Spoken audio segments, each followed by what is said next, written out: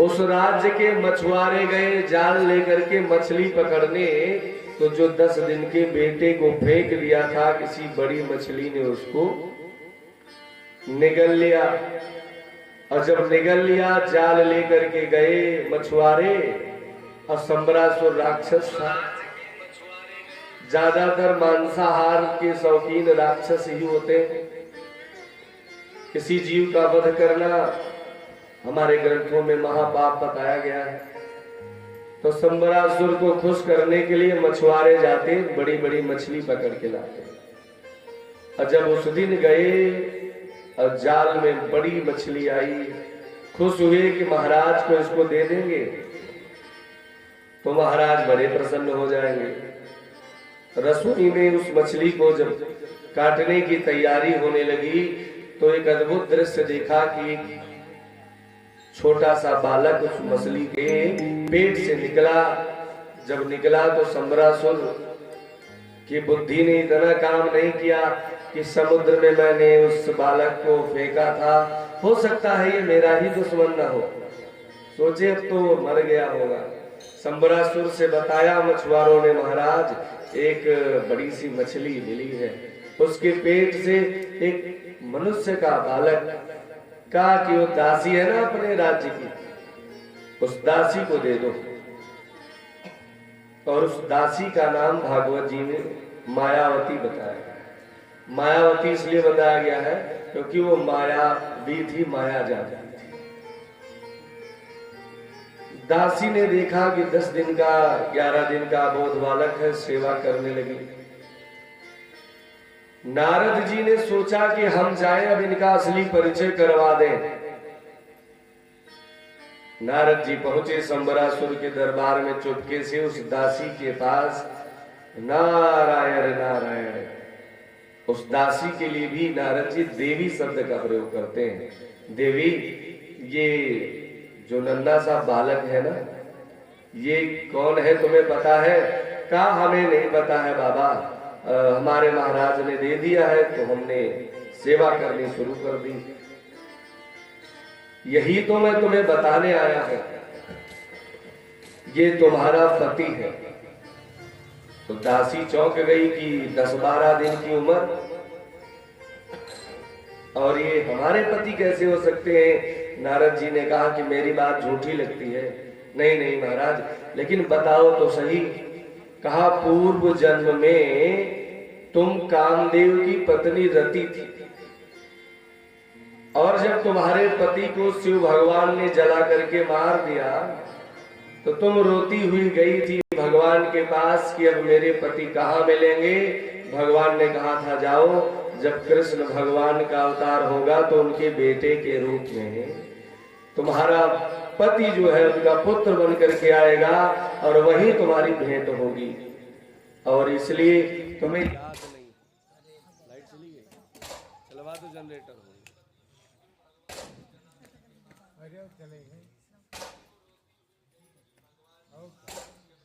अब सही है, आज तो सही है। हमें पता नहीं नो के नंबर एरिक लगती है, एक लीड लगती है।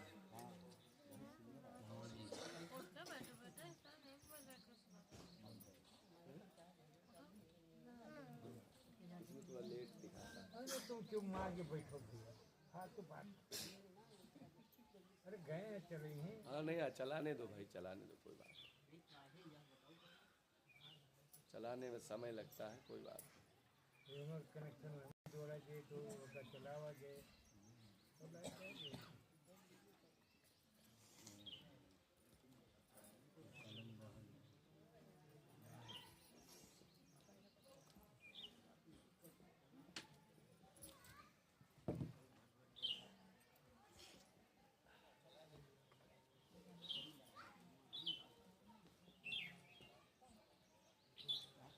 अच्छा लग रहा है गमछा, टोपी से ज़्यादा अच्छा नहीं।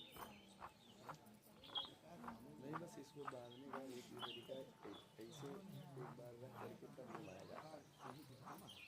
नहीं सही है, लेकिन ऐसे नहीं लगते, जो ऐसे करो तो लाया जाता है।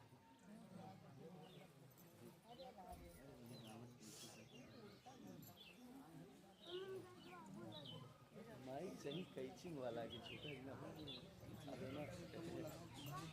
अब मैं ऐसा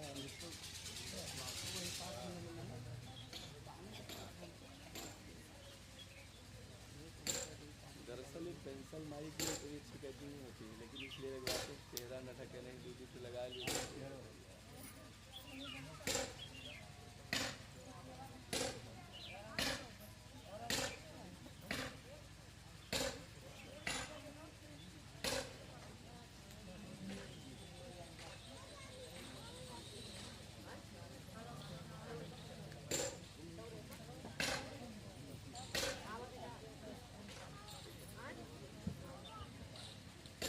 हरि ओम। श्रीमन्नारायण नारायण नारायण श्रीमन्नारायण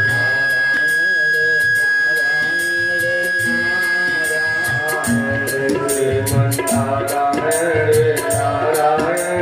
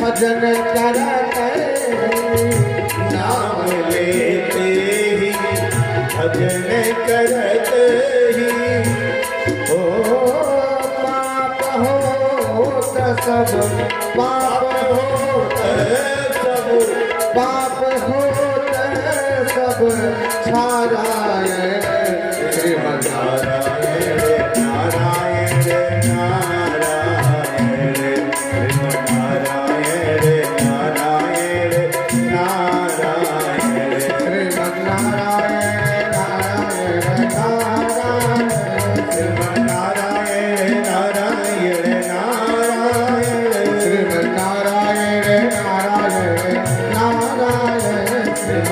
नारायण नारायण श्रीमन्नारायण नारायण नारायण नारायण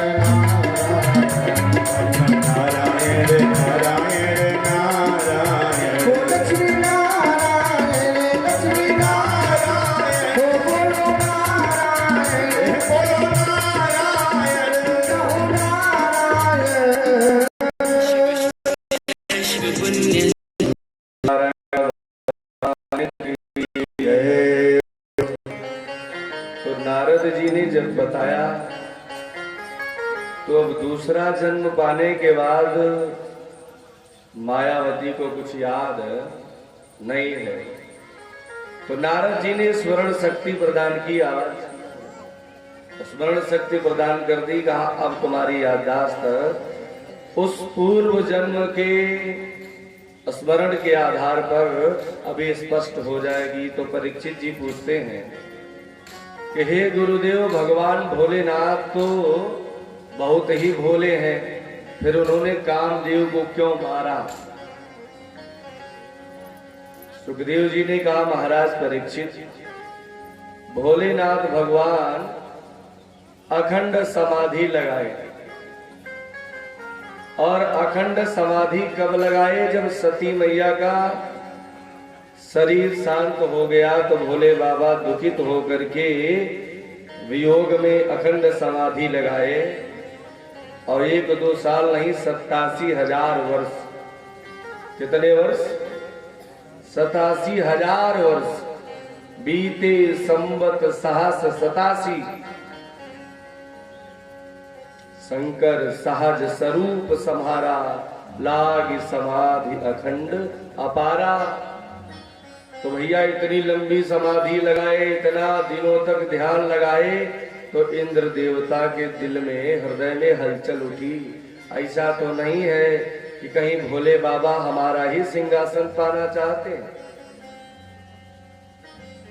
तो ठीक वैसे जैसे किसी शेर को देख करके कुत्ता जो है सूखी हड्डी लेकर के भागे, कि ऐसा ना हो कि सिंह हमारी हड्डी छीन ले, लेकिन सिंह को सूखी हड्डी का कोई प्रयोजन नहीं है।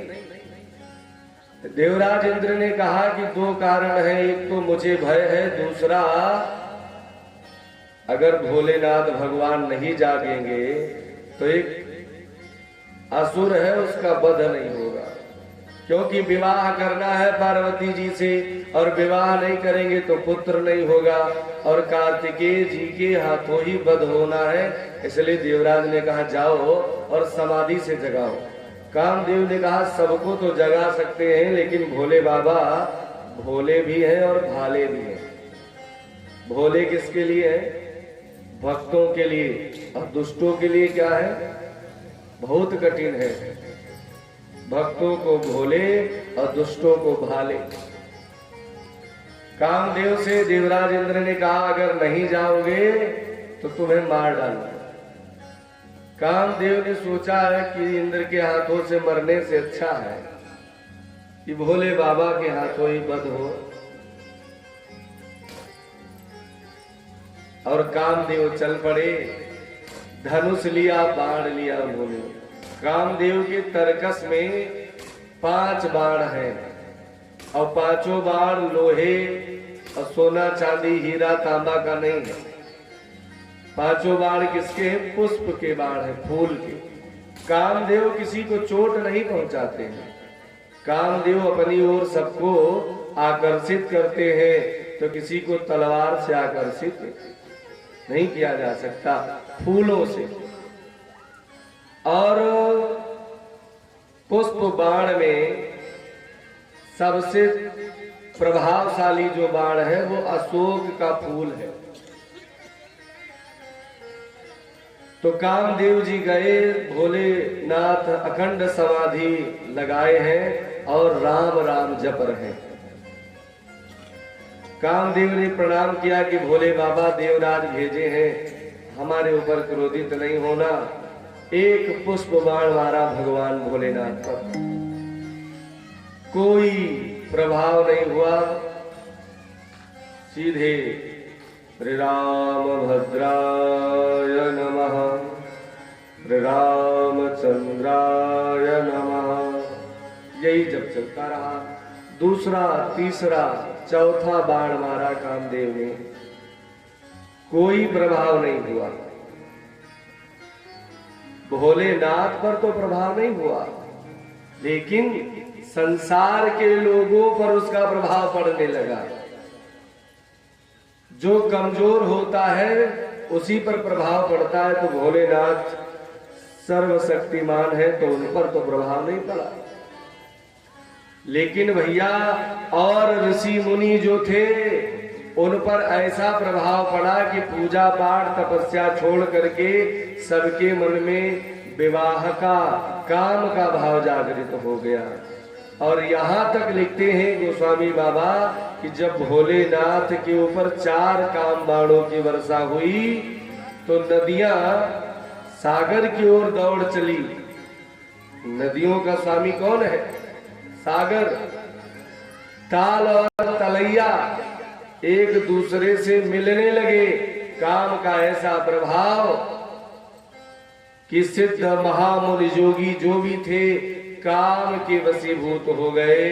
और गोस्वामी जी ने संकेत किया है, नदी उमगी बुद्धि कहु धाई, नदी उमगी बुद्धि कहु धाई, नदी उमगी बुद्धि कहु धाई, नदी उमगी बुद्धि कहु धाई, नदी उमगी बुद्धि कहु धाई।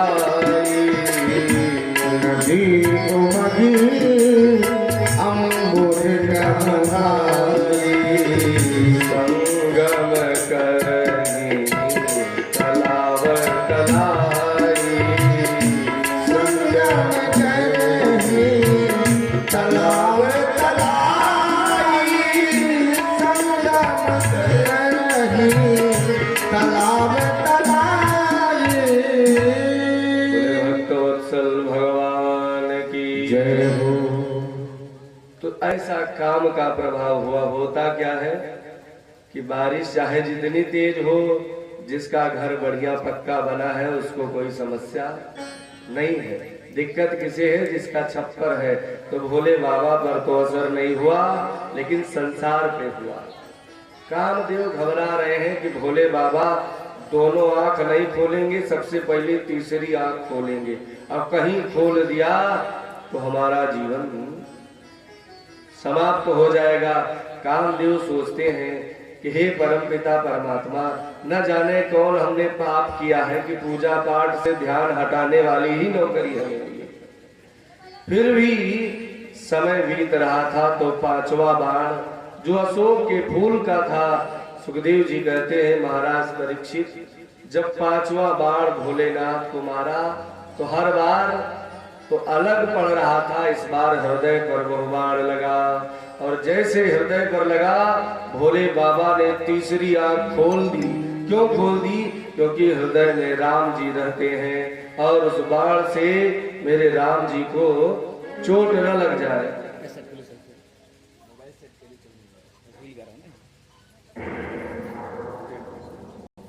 तो हृदय में राम जी रहते हैं और मेरे राम जी को चोट लगी है, इसलिए भोले बाबा ने त्रिनेत्र खोल दिया। और जैसे ही तीसरी आंख खुली, सामने कामदेव जल करके भस्म हो गया। और लिखा गया है, तब शिवती सर नयन उघारा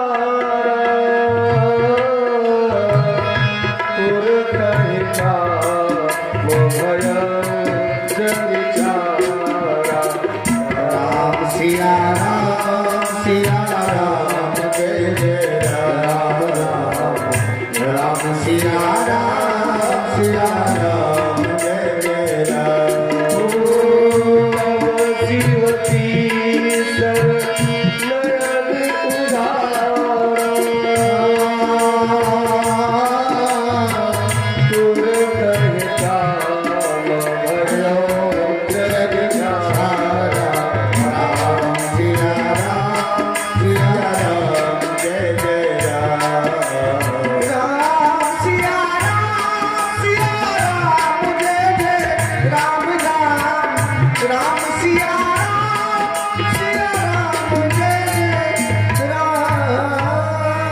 श्यावर रामचंद्र की जय। तब शिवती सर नयन उघारा, कहा लो कामदेव, और बिना किसी विलंब के कामदेव धू धू करके जल गया। एक बात इस प्रसंग से शिक्षा मिलती है कि जब कोई ध्यान कर रहा हो, जब कोई पूजा पाठ कर रहा हो, जब कोई कथा भागवत कर रहा हो, तो उसका विरोध नहीं करना चाहिए, और नहीं तो वैसे ही जल करके मरना पड़ेगा जैसे कामदेव जल करके भस्म हो गया।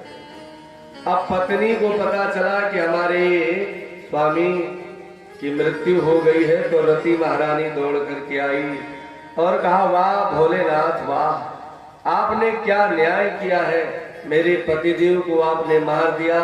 अरे समझा देते, जीवन दान दे देते। भोलेनाथ ने कहा, सुनो, तुम्हारे पति ने तुमसे बताया था कि मैं क्या करने जा रहा हूँ? पूछा था तुमने कहाँ जा रहे हो? अगर अधर्म करे, अन्याय करे, किसी का ध्यान भंग करे, तो चाहे तुम्हारा पति हो और चाहे किसी का पति हो, मैं उसे छोड़ने वाला नहीं हूँ। रति ने कहा कि भगवान, फिर संसार का क्या होगा, मेरे पति मुझसे कब मिलेंगे?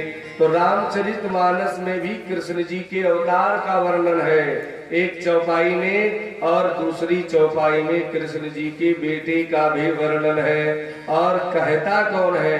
भोले बाबा कहते हैं कि हे रति, परेशान न हो, अब जो जल गया वो वापस नहीं आएगा, लेकिन तुम्हारा जो पति है वह अगले अवतार में भगवान श्रीमन नारायण के उनका पुत्र बन करके आएगा, मेरा वचन झूठा नहीं है। गोस्वामी जी लिखते हैं, राम कथा और कृष्ण कथा में मैंने उस दिन बताया था, एक दूसरे से सब संबंधित है। भोले बाबा क्या कहते हैं रति से, जब जदुवंश कृष्ण अवतारा कोई हरण धरण नहीं पारा। यदुवंश कृष्ण अवतारा कोई हरण नहीं पारा। जब जदुवंश कृष्ण अवतारा कोई हरण धरण नहीं पारा। कोई हरण धरण नहीं पारा। कृष्ण तने होई पति तोरा। कृष्ण तने होई पति तोरा। वचन अन्यथा होई न मोरा। वचन अन्यथा होई न मोरा। वचन अन्यथा होई न मोरा। भक्तवत्सल भगवान की जय हो। तो कहा देवी, जब कृष्ण का यदुवंश में अवतार होगा, पृथ्वी का पाप उतारने के लिए, भार हरण करने के लिए, तो कृष्ण तनय होई ही पति तोरा। तुम्हारे पति कृष्ण के पुत्र के रूप में आएंगे। मेरी बात झूठी नहीं है। जो दासी है संबरासुर की, मायावती, उसने जब ये बात सुनी तो मन गदगद हुआ कि जो ये 10-15 दिन का बालक है, ये कोई और नहीं है, मेरा अपना पति है। देखो, जब संबंध का पता चलता है तो प्रेम और बढ़ जाता है। फिर धीरे धीरे मायावती उस छोटे से बच्चे की सेवा करने लगी, और जब 5 वर्ष का हो गया बालक, वो समझदार हो गया, तो देवी जी ने कहा कि आप मेरे स्वामी हैं, मैं आपकी अर्धांगिनी हूँ। 6 वर्ष की अवस्था हुई तो प्रद्युम्न महाराज ने कहा कि हे माँ, कैसी बात करती हूँ, आपकी अवस्था 50 वर्ष होगी, मेरी अवस्था 6 वर्ष, आपके मन में ये पाप कैसे आया? तो उस दासी ने कहा कि भगवान, पाप नहीं आया है, भगवान भोलेनाथ का आशीर्वाद है। और मायावती नाम था, तो अपनी माया से, अपनी शक्ति से उसने अपना रूप सुंदर बना लिया और प्रद्युम्न के जीवन में पूर्व जन्म का वह वृत्तांत दिखाया। अब दोनों की अवस्था वय हो गई है, 17-18 वर्ष की अवस्था है, और फिर दोनों एक दूसरे को पति पत्नी रूप मान करके ये विचार करते हैं कि संबरासुर के राज्य में अभी तक हम रह रहे हैं। रुक्मिणी मैया कृष्ण जी से कहती है, इतने वर्ष हो गए बेटे को हमारे गायब हुए, आज तक आप पता नहीं लगा पाए। भगवान ने कहा, ईश्वर पर भरोसा है ना, हाँ, तो धैर्य रखो, आएगा जरूर हमारा पुत्र एक दिन। अब प्रद्युम्न सोचते हैं कि संबरासुर को उकसावे, झगड़ा करें, जिससे हमें राज्य से बाहर निकाल दे। और संबरासुर को जब पता चली मुख्य बात कि कृष्ण जी का ये पुत्र है, लड़ने के लिए उद्यत हुआ, लेकिन कृष्ण जी के पुत्र है प्रद्युम्न जी, तो वो भी कम नहीं है कृष्ण से, और उन्होंने भी तमाम प्रकार की विद्याएं प्रयोग की, और जो दैत्य संबरासुर है उसको मार डाला। जब संबरासुर मर गया, तब अपनी पत्नी के साथ प्रद्युम्न महाराज बढ़िया से सुंदर रूप बना करके द्वारकापुरी में प्रवेश करते हैं। और जैसे ही द्वारकापुरी में जाते हैं तो रुक्मिणी मैया सोचती है कि इनको तो कभी नहीं देखा, अरे ये नर रत्न मनुष्य के रूप में साक्षात कामदेव के समान सुंदर ये दूल्हा और दुल्हन कौन है? कृष्ण जी से कहा कि स्वामी ये दोनों कौन है? सोचा भगवान के कोई भक्त होंगे। भगवान ने कहा पहचानो तो जाने। रुक्मिणी मैया ने कहा कि पहचान में नहीं आ रहा है, लेकिन ये आप ही की तरह है, ऐसा लगता है। भगवान ने कहा अब सही दृष्टि आई तुम्हारी, ये मेरा ही पुत्र प्रद्युम्न है और ये है पुत्र बद्री। दोनों को पा करके रुक्मिणी मैया ने बढ़िया से आरती उतारी, थाल सजा करके बड़ी प्रसन्न हुई। तो इस प्रकार से यह प्रसंग पूरा हुआ। उसके बाद परीक्षित जी कहते हैं, गुरुदेव मैंने सुना कि भगवान श्री कृष्ण जी ने एक विवाह नहीं किया, अनेक विवाह हुए उनके, तो अन्य विवाहों की कथा भी हमें सुनाइए। सुखदेव जी कहते हैं, महाराज परीक्षित, उस राज्य में सत्राजित नाम का राजा रहता था। राजा का क्या नाम था? सत्राजित। और दो भाई थे, एक का नाम था प्रसेनजित जो छोटा भाई था, और बड़े भाई का नाम था सत्राजित। वो सूर्य भगवान की पूजा करता था। सूर्य भगवान प्रत्यक्ष देवता है पृथ्वी स्थानीय देवताओं में। और देखो, संसार में अगर सूर्य देव की कृपा हो जाए तो आप सब कुछ पा सकते हैं। सूर्य देव की उपासना कर्ण ने की थी, कवच कुंडल सूर्य देव ने दे दिया। और यहाँ सत्राजित सूर्य भगवान का बड़ा पुजारी है, बहुत श्रेष्ठ उपासक है, सूर्य भगवान की पूजा प्रतिदिन करता है। एक दिन सूर्य भगवान खुश हो गए और सूर्य नारायण भगवान के पास एक मणि थी, जिस मणि का नाम है श्यामंतक मणि। और श्यामंतक मणि गले में पहने हुए थे। प्रसेनजित पर प्रसन्न हुए और मणि निकाल करके कहा कि प्रसेनजित, तुम्हारी पूजा से मैं प्रसन्न हूं, आज से यह मणि तुम्हारी हुई। और पता है परीक्षित, वह मणि ऐसी थी कि सूर्य के समान चमकने वाली थी। पहला गुण तो ये। और उस मणि की और क्या खासियत थी? 8 भार सोना रोज देती थी। एक दिन में उस मणि से 8 भार सोना मिलता था। एक भार सोना कितना हुआ? 5 तोला। एक भार सोने में कितना होता है? 5 तोला। तोला मतलब 10 ग्राम होता है ना लगभग। तो एक भार में 50 ग्राम और 8 भार सोना देती थी। यानी कि ऐसी मणि थी कि 400 ग्राम सोना रोज। यजमान जी अगर वो मणि मिल जाए तब तो आनंद ही आ जाए, फिर तो रोज ही कथा हो, चाहे जैसे। बोले सूर्य नारायण भगवान की जय हो। मिलेगी मिलेगी। देखिए, तुरंत कुछ भी नहीं मिलता है। अगर भगवान साक्षात कृपा न किए होते तो ये अवसर हम सबको देखने को न मिलता। तो समझो भगवान स्वयं मिल गए हैं, और जब भगवान मिले हैं तो मणि और सब कुछ मिल गया। तो 400 ग्राम रोज सोना देती थी। प्रसेनजित का राज दिन दूना रात चौगुना, 5 दिन में 2 किलो सोना। साल 2 साल मणि उसके पास रही। और उस राज्य के राजा है मथुरा के उग्रसेन महाराज, जो कंस के पिताजी हैं, कृष्ण जी के नाना लगते हैं। तो उनके यहाँ एक बैठक हुई।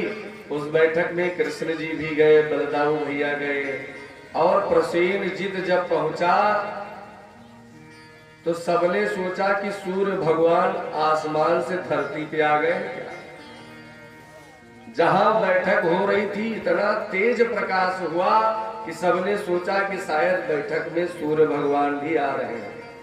कृष्ण भगवान ने भी पहली बार ऐसा प्रकाश देखा तो पूछने लगे कि सूर्य भगवान भी आने वाले थे क्या।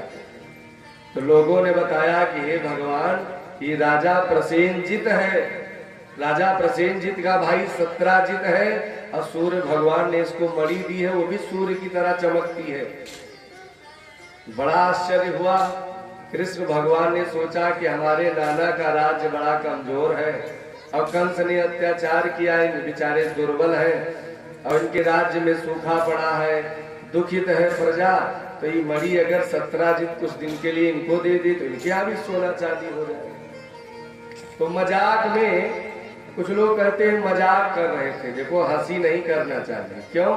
क्योंकि अगर हंसी वाली बात सही हो गई तो आरोप जो कहेगा उसी पे जाएगा। अगर किसी को आप कह दो कि बिल्कुल अब 2-4 दिन में तुम्हारा इलाज होने वाला है, बच के रहना, अगर तीसरा कोई मार दे तो नाम जद FIR तुम्हारे नाम पक्की। कृष्ण भगवान ने कहा कि सत्राजित, ये मणि दे दो हमारे नाना उग्रसेन को, और वो राजा है तो उनके यहाँ थोड़े दिन रह जा। सत्राजित ने कहा कि ऐसे थोड़े मिली है, ये मणि किसी को नहीं देंगे। कृष्ण ने कहा दो चाहे ना दो भैया, हमसे कोई मतलब नहीं। और उसी के 15-20 दिन बाद अब नहाने धोने के समय मणि उतार दी उसने। और देखो भाइयों में पहले बहुत प्रेम रहता है, और जितनी कला जितनी झगड़ा है विवाह के बाद ही पता नहीं कौन भगवान का श्राप है। जब तक मैं कहता हूँ 4 नहीं चाहे 40 भाई हो, और जब तक विवाह नहीं होगा तब तक बंटवारा नहीं हो सकता है। अच्छा, पहले बेटे का विवाह होगा फिर भी बंटवारा नहीं होगा, चाहे दूसरे बेटे का विवाह 20 साल ना हो। लेकिन जैसे ही दूसरे बेटे का विवाह हुआ वैसे श्राप है, जान पड़ता है ईश्वर का। और कारण क्या है इसका? भाइयों में कभी प्रेम कम नहीं होता, मजबूरी में बेचारे घर छोड़ के अलग जाते हैं। और जो देवी जी आती है अलग अलग से, तो उनके मन में विचार होता है कि जब हम अलग अलग से आई हैं तो इनको अलग अलग करके मानेंगे। सब ऐसे नहीं होते हैं, लेकिन विवाह के बाद ही बंटवारा क्यों होता है, इस विचार करने होते हैं। कोई बेटा अविवाहित हो, जिंदगी भर बिना विवाह के अगर वो मर भी जाए तो आप देखेंगे कि वो माँ बाप की सेवा करता है, कभी माँ बाप से अपना हिस्सा नहीं मांगता। कभी कभी आता है समाज में, लोग कहते हैं कि अगर बेटियों को माँ बाप की जिम्मेदारी दे दी जाए तो माँ बाप दुखी ना रहे, लेकिन ये झूठ है। वो किसी की बेटी ही है जो दूसरे के घर जाकर के किसी के माँ बाप से उसको अलग कर देती है। अगर हर माँ बाप अपनी बेटी को समझा दे कि तुम्हारे सास ससुर तुम्हारे माता पिता हैं, लेकिन माता जी तो बिल्कुल फोन पे लगी हैं कि तुम बिल्कुल किसी से दब के ना रहना, चाहे जो हो जाए। अगर ऐसे संस्कार आप अपनी बिटिया को दे रही हैं, हर माता पिता ये सोचते हैं कि हमारे दामाद जी हमारी बेटी का खूब मान सम्मान करें, लेकिन हमारा बेटा हमारी बहू को ना माने, तो भाई दोहरी नीति कैसे चलेगी? हर माता को अपनी बेटी को समझाना चाहिए कि विवाह के बाद वही घर तुम्हारा है, मेरा भी है, लेकिन बंटवारा नहीं होना चाहिए। और यहाँ देखा है कि अगर थोड़ा बहुत कम मिले तो मायके वाले लठ लेके बंटवारा कराने के लिए आते हैं। तो प्रसेनजीत और सत्राजित में इतना प्रेम है भैया कि पूजा पाठ करके बेचारे मरी वह पाए हैं, लेकिन जब मन करता है प्रसेनजीत भी उस मणि को पहन लेता है। एक दिन मणि पहन लिया उसने और घोड़ा लेकर के कहा चला गया, जंगल में शिकार खेलने। अब मणि पहना उसने तो अपने आप को थोड़ा सा प्रदर्शित करने के लिए, देखो भाई हम भी राजा के छोटे भाई हैं। और जब वो जंगल में गया तब तक एक सिंह की दृष्टि पड़ी, सिंह की दृष्टि पड़ी और वो चमक रही थी मणि, नहीं तो चाहे ना मारता उसको, वो मणि चमक रही थी। और उससे क्रोधित होकर के सिंह ने आक्रमण कर दिया, प्रसेनजीत को घोड़े से गिराया और मार डाला। तो अब भले उसको कीमत नहीं पता है मणि की, लेकिन उसने सोचा कि कोई अद्भुत वस्तु है तो मुंह में दबा करके लेके भागा। और उसी जंगल में रीछराज जामवंत जी रहते हैं। और जामवंत जी बहुत बूढ़े हैं, सतयुग में भी रहे, 17,28,000 वर्ष। वामन भगवान का जब अवतार हुआ, मैंने उस दिन कथा बताया था ना कि जब वामन भगवान ने रूप बढ़ाया तो 7 परिक्रमा 48 मिनट में जामवंत किए हैं। इतनी तेज रनिंग करते थे, इतना तेज दौड़ लगाते थे कि तीनों लोगों का भ्रमण खाली 48 मिनट में 7 बार। जब बानरों ने ललकारा जो है सीता जी को खोजते समय कि बूढ़े बुजुर्ग लोगों के ऊपर बड़ी गुस्सा आती है, खाली सलाह दे रहे हैं कि जाओ समुद्र पार कर जाओ, अपना काहे नहीं चले जाते। जामवंत जी ने कहा, मूर्ख, मैं बूढ़ा हो गया हूँ, अब नहीं तो बताता। तो बानरों ने कहा, पता है, सबसे पीछे रहते हो और बता रहे हो कि जाओ 100 योजन का समुद्र लांग जाओ, अब चाहे बीचे में मर जाए कूद करके। जामवंत जी ने कहा कि मूर्ख, हमारी बड़ाई दूसरे से पूछो। बलि बांधत प्रभु बाढ़ो, सो तनु बरनि न जाए, उभय घरी महदीनी, सात प्रदक्षिण धाय। और रुके नहीं, जो इतना बड़ा समुद्र लांघने में तुम्हें समस्या है। तीनों लोग दौड़े हैं 7 बार, खाली 2 घड़ी में। एक घड़ी में 24 मिनट और 2.5 घड़ी का 1 घंटा होता है। तो कहा 48 मिनट में 7 बार तुम दौड़ोगे तो रास्ते में तुम्हारा राम नाम सत्य हो जाएगा, समझे। तो सतयुग में रहे और त्रेता में राम जी के साथ युद्ध लड़े रावण के विरुद्ध, और त्रेता से अब द्वापर में भी जामवंत जी हैं। और जामवंत जी रीछराज, उन्होंने देखा कि ये कोई बड़ी दिव्य वस्तु मुंह में दबाए लिए जा रहा है। तो रीछराज जामवंत जी ब्रह्मा जी के मानस पुत्र है, बड़ा बल है उनमें, और उन्होंने शेर को पकड़ करके बीच से फाड़ दिया और वह मणि ले ली। और उनकी एक बिटिया है, उस बिटिया का नाम है जाम्बवंती। जाम्बवंत से उत्पन्न होने के कारण उसको जाम्बवंती कहा गया। और जाम्बवंती को दे दिया खिलौना, लो खेलो बिटिया। और जबकि उस मणि की कीमत नहीं जानते भाई, उस मणि की जब तक आप किसी की कीमत नहीं जानेंगे तब तक उसका सम्मान नहीं करेंगे। प्रसेनजित का भाई जो सत्यराजित है, जिंदगी भर पूजा करके वो मणि पाया, और 400 ग्राम रोज सोना देने वाली वो मणि। और जामवंत जी ने किसको दे दिया? बिटिया को। लोग खिलौना है, खेलो इसको।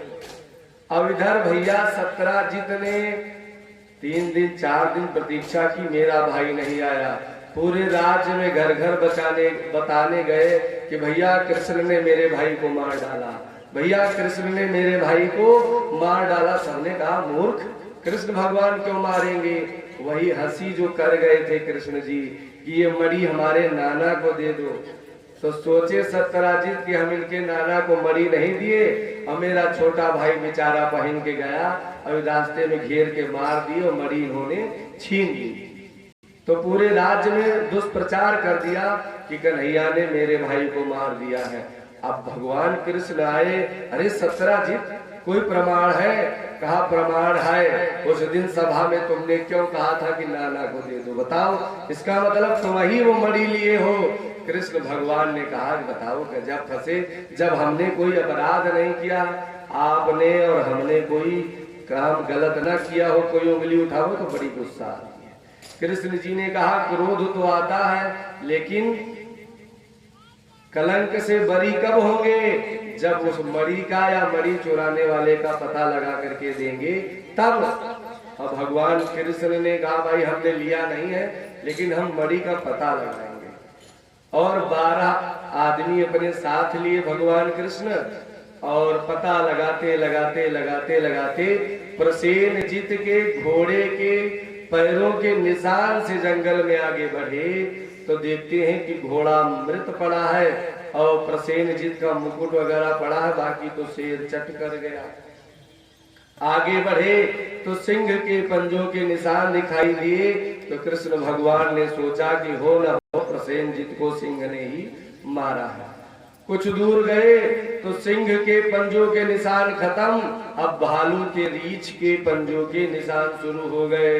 और जब निशान शुरू हो गए, उस गुफा में जैसे गए तो अंधेरा था, एकदम घनी गुफा थी। तो 12 जो साथ में लोग गए थे उनसे कहे भैया यहीं पर तुम हमारी प्रतीक्षा करना, हम अंदर हो के आते हैं। 12 लोग बेचारे बाहर खड़े हैं। जैसे कृष्ण जी आधी गुफा में गए, वैसे सूर्य का दिव्य प्रकाश दिखाई दिया। भगवान ने सोचा कि सूर्य का प्रकाश गुफा में कैसे? तो ध्यान आया कि कहीं मणि तो नहीं है जिसका प्रकाश यहाँ दिखाई दे रहा है। बस कृष्ण जी के मन में खुशी और चाल तेज होती गई। जब पहुंचे तो क्या देखते हैं, एक 17-18 वर्ष की कन्या जो है उस मणि को पहने है गले में और खेल रही है। कृष्ण जी को जैसे देखा वो बेटी जो है भागी अपने पिताजी के पास, पिताजी कोई आया है। उस गुफा में कोई जाता नहीं था। अब कृष्ण जी बेचारे जैसे पहुंचे, जामवंत जी भिड़ गए, युद्ध शुरू हो गया दोनों में। अब न कम रघुवर न कम कन्हैया, न जामवंत जी के पास बल कम है और न कृष्ण जी के पास बल कम है। भागवत जी में आता है कि 28 दिन तक दोनों की कुश्ती हुई। कितने दिन? 28। और 3-4 दिन तक वो 12 आदमी गुफा के बाहर रहे। नहीं तो बेचारे सोचे कि हमें लगता है किसी ने कृष्ण को मार दिया और चलो यहाँ से भाग चले, नहीं गुफा से आएगा बाहर तो हमारी भी छुट्टी कर देगा। 4-5 दिन के बाद वो 12 लोग पहुंच गए कहाँ? द्वारकापुरी। और वहां झूठे सूचना दे दी कि कृष्ण की मृत्यु हो गई। अब द्वारकापुरी में शोक फैल गया कि बताओ भगवान कृष्ण मारे गए, भगवान कृष्ण की मृत्यु हो गई। पूरा परिवार शोक में। नारद जी आए, सांत्वना दिए कि ऐसा कोई नहीं है, संसार में कोई ऐसा है नहीं जो जगत नियंता ब्रह्मांड नायक कृष्ण को मार सके। लेकिन फिर भी पूरा परिवार इकट्ठा होकर के देवी दुर्गा जी की शरण में गया। दुर्गा जी के मंदिर में जाकर के पूरे परिवार ने प्रार्थना की कि ऐसा तो नहीं है 17 जितने मेरे कृष्ण को मरवा दिया हो। श्रीमद् भागवत जी में श्लोक आता है, 17 जितम सपंतस्ते दुखिता द्वारकैकसः उपतस्थुर महामाया कृष्णो दुर्गामुपलब्धये। सब कहते हैं कि पूत कपूत सुने हैं पर ना माता सुनी। कुमाता हे मैया आप सब पर करुणा करती हैं तो हमारे कन्हैया की भी रक्षा करो। जब इस प्रकार से विनती करती हैं और इधर 28 दिन तक युद्ध हुआ। 28वें दिन जब भगवान श्री कृष्ण ने बल का प्रयोग किया और मूर्छित होते होते जामवंत जी बचे तो कहा रुको रुको रुको रुक जाओ, कहीं आप मेरे नारायण तो नहीं हैं। मुझे तो आभास होता है कि समुद्र पर सेतु बनाने से पहले आपने समुद्र से रास्ता मांगा था। जब सागर ने रास्ता नहीं दिया, आपने थोड़ी सी नजर टेढ़ी की थी कि समुद्र के होश उड़ गए थे और रावण के विरुद्ध युद्ध करते समय राक्षसों के शीश से धरती पट गई थी। कहीं आप वो मेरे राम जी तो नहीं है, आपने मुझे पहचाना नहीं। कन्हैया ने कहा जामवंत हमने तो कब का पहचाना नहीं, तो 28 दिन हम मौका किसी को नहीं देते हैं। अब तक सुदर्शन कब ही आता और तुम्हारा सिर धड़ से अलग कर देता है। सुखदेव जी कहते हैं महाराज परीक्षित भगवान कभी भक्त को पहचानने में गलती नहीं करते हैं। अगर गलती करता है तो भक्त ही भगवान को पहचानने में गलती करता है। पहचानने में गलती तुमसे हुई है जामवंत जी।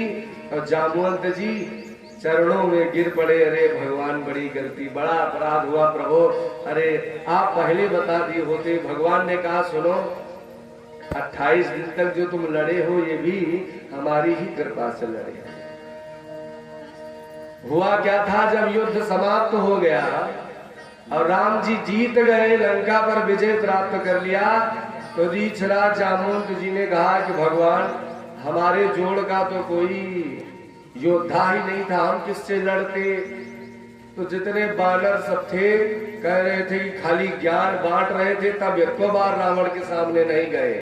अब जाते तो पता चल जाता कि योद्धा इनके बराबर का है कि नहीं।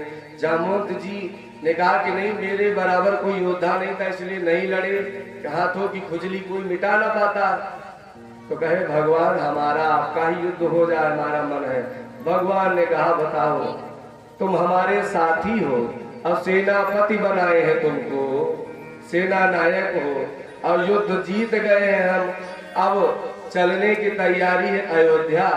और अगर हम आपस में भिड़ेंगे और कहीं ये किसी ने देख लिया तो समझेंगे कि अब अभी तक हमसे लड़े, आपस में लड़ रहे हैं। तो भैया ऐसा है कि मर्यादा का ध्यान रखो, लेकिन जाओ तुम्हारी बहुत प्रबल इच्छा है तो अगले अवतार में हमारा तुम्हारा 2-2 हाथ होना तय है। इसी के कारण 28 दिनों तक कृष्ण जी का और रीछराज जामवंत का युद्ध हुआ। चरणों में लेट गए, भगवान ने हृदय से लगा लिया। कहा भगवान क्या आदेश है? कहा आदेश यही है कि जो यह मणि है तुम्हारी पुत्री के कंठ पर विराजित है, इस मणि को ही हम लेने आए हैं, क्योंकि इस मणि के कारण हमें कलंक लगा है, हमें अपने कलंक को धोना है, तो ये मणि हमें प्रदान कर दीजिए। तो जामवंत जी ने कहा कि भगवान अब 3 युग में हम आपका दर्शन कर चुके हैं, अब कलयुग आने से पहले हमें चलना होगा। तो भगवान अभी तक हम रुके थे तो केवल आपके दर्शन के लिए रुके थे, आपका दर्शन हो गया है तो मैं अब इस संसार से विदा चाहता हूँ और आप खाली मणि ले जाने आए हो। तो मणि तो भाई हमारी बिटिया को बहुत प्रिय है, तो भगवान अकेले मणि नहीं मिलेगी। अगर मणि चाहिए तो ये कृपा कर दो कि हमारी जो बेटी है जामवंती, इसको भी अपना लो, तो कम से कम हम भले चले जाएंगे, हमारी याद रहेगी, संबंध जुड़ जाएगा। तो जो होशियार भक्त होते हैं वो अंत में भी भगवान से एक नया संबंध जोड़ ही लेते हैं। मान लो हम किसी पूजा पाठ में, कथा भागवत में जुड़े हैं, हमको कोई कष्ट मिल गया तो सोचते हैं कि भगवान की कथा किए उसमें भी हमको कष्ट मिल गया। अब बताओ जामवंत जी कितने होशियार हैं कि 28 दिन तक भगवान से कुश्ती लड़े और अंत में जब पहचान पाए तो कहते हैं कि भगवान हमारे घर आपका आना जाना बना रहे, इसके लिए प्रार्थना की कि मणि तो ले ही जाओ, अगर मणि खाली ले जाओगे तो भैया बिटिया हमारी मानेगी नहीं, ले जाना चाहते हो तो बेटी को आप ग्रहण कर लो। और भगवान ने जामवंत जी के प्रेम के कारण, भक्त की इच्छा, भक्त का मान रखने के लिए जामवंती के साथ दूसरा विवाह किया और मणि लेकर के द्वारकापुरी में आए। जब द्वारकापुरी में आए तो वहां झूठा प्रचार खूब हो चुका था कि कृष्ण को किसी ने मार दिया। जब सब ने देखा तो बड़े भाव से प्रार्थना करने लगे। क्या प्रार्थना की? श्री कृष्ण गोविंद हरे मुरारे, हे नाथ नारायण वासुदेव। कृष्ण गोविंद हरे मुरारे, हे नाथ नारायण वासुदेव। श्री कृष्ण गोविंद हरे मुरारे, हे नाथ नारायण वासुदेव। हे नाथ नारायण वासुदेव। हे नाथ नारायण वासुदेव। हे नाथ नारायण वासुदेव। हे नाथ नारायण वासुदेव। हे नाथ नारायण वासुदेव। हे नाथ नारायण वासुदेव। निष्काम होगी दिन रात गावो, निष्काम होगी दिन रात गावो। हे नाथ नारायण वासुदेव। हे नाथ नारायण वासुदेव। हे नाथ नारायण वासुदेव। भक्तवत्सल भगवान की जय। तो भगवान वापस आए तो परीक्षित जी को समझाते हैं गुरुदेव किस प्रकार भगवान का दूसरा विवाह। अब जब मणि लेकर के आ गए तब भगवान ने सोचा कि जो हमारे विरुद्ध आरोप लगाए थे, कलंक लगाया था कि मणि के लिए तुमने मेरे भाई को मार डाला है, उस कलंक को धोना। देखो यदि आप पर कोई आरोप लगे चाहे झूठा ही हो तो आपका कर्तव्य है कि उस आरोप से मुक्त होना चाहते हैं तो प्रमाण देना होगा। अगर कोई आप पर दोष लगा दे, आप चुप बैठ जाओगे तो दोष स्वतः सिद्ध माना जाएगा कि इन्होंने ऐसा किया है। तो भगवान कृष्ण जी ने सोचा कि सत्यराजित के पास नहीं जाएंगे। गए अपने नाना के यहाँ मथुरा में, वो गुरुसेन महाराज के सैनिकों से सत्यराजित को बुलवाया। सत्यराजित आया और कृष्ण भगवान ने कहा कि सत्यराजित, तुझे क्षमा कर रहा हूं मैं, तू क्योंकि तू अज्ञानी है। बिना किसी कारण के किसी के विरुद्ध दोष नहीं मढ़ना चाहिए। ये है मणि, और इस मणि को तेरा भाई लेकर के गया था, उसको सिंह ने मारा, सिंह से जामवंत जी ने लिया, और मैंने देखो युद्ध करके इस मणि को प्राप्त किया है, और ये मणि तू ले ले। सत्यराजित अब लज्जित हो गया। लज्जित होकर के हाथ जोड़ने लगा कि भगवान मुझे क्षमा करो। भगवान ने कहा कि ऐसा अपराध तुमने किया है, इसके लिए क्षमा करने का मन तो नहीं है। सत्यराजित ने चरण वंदना की भगवान की। नमः पंकज नाभाय नमः पंकज मालिने नमः पंकज नेत्राय नमस्ते पंकजांघ्रे। हे भगवान, आपकी माया का कोई पार नहीं पा सकता। प्रभु, मुझसे बड़ी भूल हो गई, ये मणि ले लो। सत्यराजित, अब मैं कुछ नहीं चाहता। सत्यराजित ने कहा भगवान एक प्रार्थना करें। हाँ, कहा मैं चाहता हूं कि मैंने जो पाप किया है, इस पाप का प्रायश्चित ऐसे करूं कि हमारी एक बिटिया है, मेरी एक पुत्री है सत्यभामा, और उस सत्यभामा को मैं आपके साथ ब्याह दूं, कन्यादान कर दूं, क्योंकि जब से बचपन से वो आपके नाम की हिमाला जप रही है और उसने निश्चय किया है कि विवाह करूंगी, भरूंगी तो श्री कृष्ण को, अन्यथा विवाह नहीं करूंगी। भगवान कृष्ण ने सोचा भैया दो विवाह वैसे ही कर लिया हमने, कितने विवाह करेंगे, लेकिन पूर्व जन्म में पूर्व अवतार में दिए गए वचनों का पालन करने के कारण भगवान को ऐसा करना पड़ा। और जानते हैं, अब वही सत्यराजित सत्यभामा अपनी पुत्री को कृष्ण भगवान को सौंप देता है, पाणी ग्रहण होता है, और दहेज में क्या दिया, वही मणि दे दी। और जब मणि दे दी तो कृष्ण ने कहा सुनो सत्यराजित, इस मणि की भूख मुझे नहीं है। भाई मणि तुमने पूजा करके प्राप्त की है, तुमको उपहार मिला है, और किसी दूसरे का उपहार किसी तीसरे को नहीं लेना चाहिए।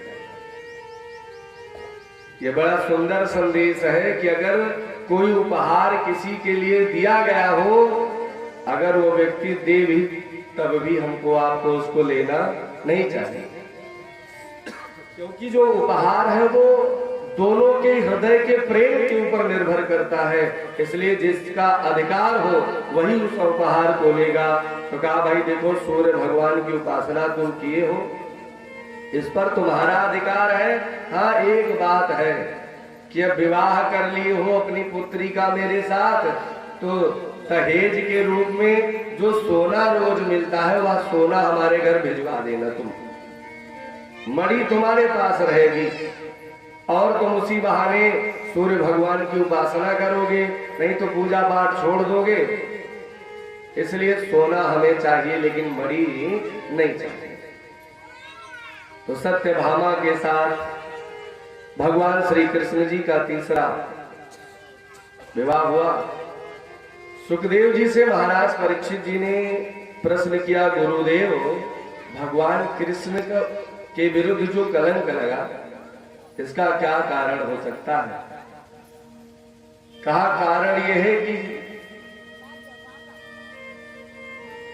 भादव मास की कृष्ण पक्ष की चतुर्थी का चंद्रमा उन्होंने देख लिया। चतुर्थी का चंद्रमा, चौथ का चांद जब कृष्ण भगवान देख लिए उनको कलंक लगा, तो संसार में कोई भी देख ले तो उसको कलंक लगना तय है। इसलिए हम सभी को ध्यान करके, अच्छा ज्ञान ना हो तो ज्यादा ठीक है। अब अगर जान जाएंगे कि कल है चतुर्थी है, कल चंद्रमा नहीं देखना है, तो जानबूझ के कहेंगे लो देखें कैसे है, मन ही नहीं मानेगा। लेकिन चौथ का चंद्रमा जब कृष्ण भगवान को कलंक से नहीं बचा पाया, तो हमको आपको नहीं बचा पाएगा। लेकिन वो चौथ का चांद क्या है? कुछ लोग सोचते हैं दुख होता है, पीड़ा होती है, कोई समस्या होती है, तो किसी विद्वान के पास जाते हैं, ज्योतिषी के पास जाते हैं, जाना भी चाहिए। और कुछ लोग आते हैं पूछने कि हमारा कल्याण कैसे होगा, तो तुलसी बाबा ऐसा ऐसा उपाय बताए गए हैं कि चाहे किसी ज्योतिषी के पास जाओ और चाहे न जाओ, किसी दूसरे के करने से कल्याण नहीं होगा। लोग चाहते हैं कि बुद्धि अच्छी हो, हर प्रकार का सुख मिले और हमें भगवान का लोक मिले, नरक तो कोई जाना ही नहीं चाहता। तो तुलसीदास जी ने कहा है कि किसी से पूछो चाहे नहीं, यही विचार कर लो, तब जो है तुम्हें सुख संपत्ति सद्बुद्धि सब मिलेगा। क्या लिखा गोस्वामी जी ने?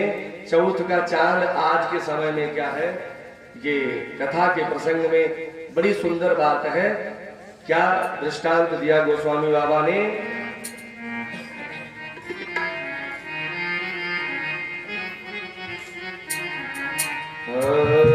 जो आपन चाहे कल्याण, जो आपन चाहे कल्याण, जो आपन चाहे कल्याण, जो आपन चाहे कल्याण, जो आपन चाहे कल्याण, जो आपन चाहे कल्याण, सुजस सुमति शुभ गति सुख नाना, कभी सुख